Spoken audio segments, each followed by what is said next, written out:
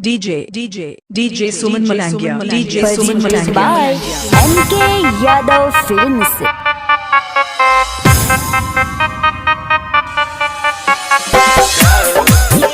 अभी आप सुन रहे हैं सुमन मलंगिया एंटरटेनमेंट को।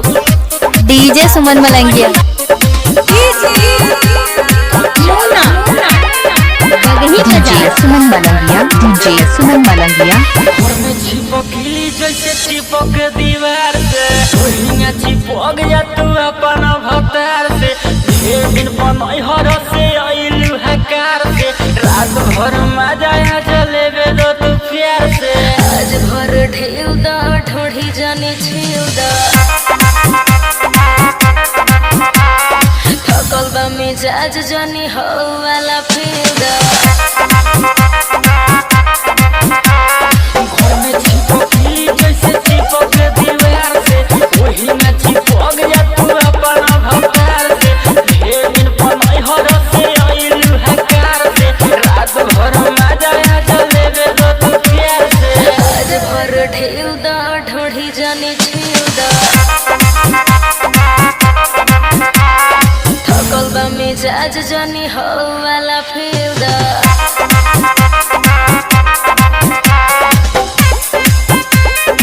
DJ Suman Malangia. DJ Suman Malangia Madhubani. Music by AG Gupta. वही बाजार। पोरे पोरे देह मोर टूटत आवे हो मान जा बलम दम घुटत आवे हो आगो तनी पास बारा दास नइखे होत परती बा खेत जोन दिही आजुजो आज भर ढेउ दा ढोढ़ी जाने छिउ दा थकल बा मिजाज जानी हो वाला फील दा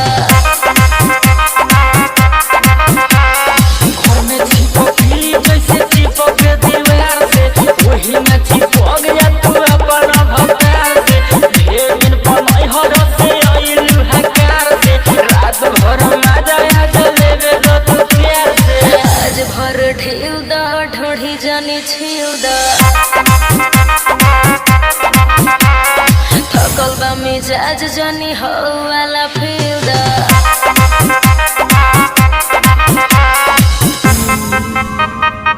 DJ सुमन मलंगिया।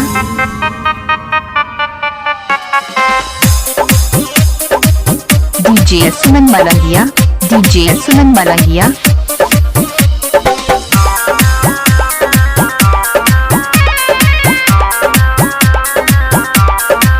हमके मुआइया के छोड़ब का हो बुलेट राजा देह कोड़ब का हो आगे हो जा फेस मुंडा कोई के फरेस मानी नहीं आज सुनो नीरमल योगेश आज भर ढेउ दा ढोढ़ी जाने छिउ दा